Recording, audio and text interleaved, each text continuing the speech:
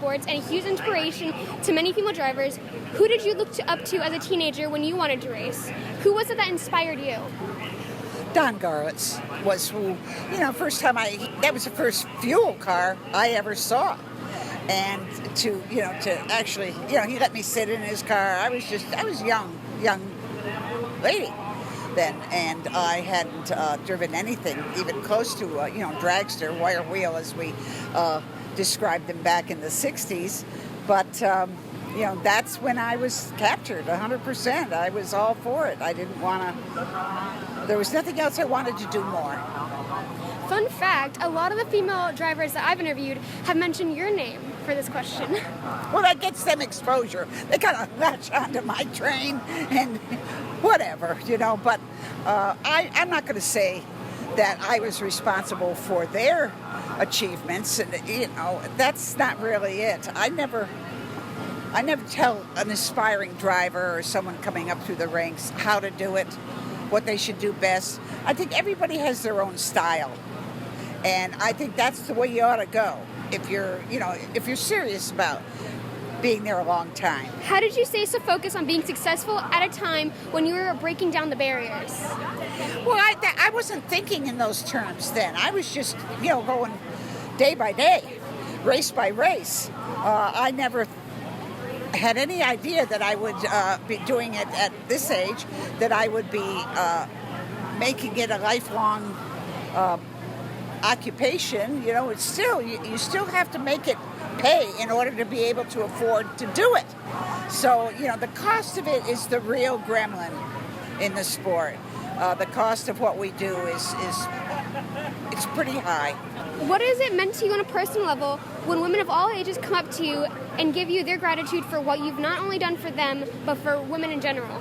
Well, I was along for the ride. I didn't set out to be, a bra burner, as they say. I just was out there doing my own thing. And it was the timing. That's what created all the interest. And it put me in a position where I, without knowing or no intent, I capitalized on that.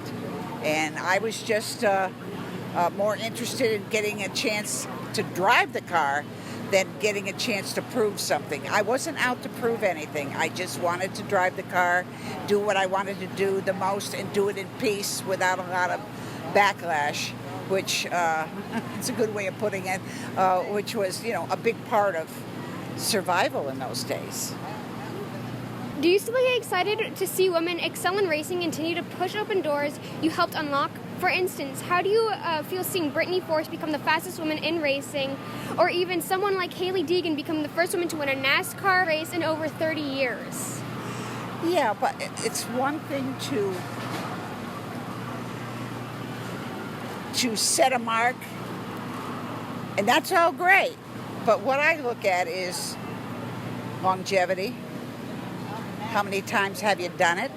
I just never wanted to be known as, just something novel. I wanted to set a mark and be able to come back and do it again. And set a pace that the ladies would follow. And they did. It worked out pretty good for me, and it was all the timing of it. And I was kind of at the right place at the right time, but ahead of my time. How important is winning the Gatornationals, and what is it about this place that makes winning here so special? Well, it's a premium racetrack. It's a premium race. It's one that sets, can more often than not set the pace for the rest of the season. And, I won Gainesville twice. And, I wouldn't trade those wins for anything. It's like, almost, not, but it's like winning Indy. You win the U.S. Nationals, you can put that on your brag book and be very, very proud of it. If you were in charge of NHRA for a day, what changes would you make? I'd make that 1,000 foot, I'd stretch it to 1,320 feet, the way it used to be. The sport, that's the foundation of the sport, the quarter mile. And I've never been I've never liked the 1,000 foot change. And I'd like to see them go back to the quarter mile. What would you say is your single biggest accomplishment? What are you the most proud of looking back? Winning Indy was, I was runner-up in 1975, well before you were born, But I always wanted to win Indy. Every racer does. And I did in 82, which set I think that win set the championship for me, at least the rest of the year. And I am most proud of that, even more so than my world championships. Winning Indy says it all. What's a lesson you learned later in life that you wish you'd have known sooner? Good question. The cost of our toys, I'll put it that way. And it's very expensive to come out and do it. You want to be able to come back and be good enough to do it again. It's been a while, but do you think you still could go out there and beat all those kids? Absolutely. With my eyes closed. I have a lot of rides under my belt.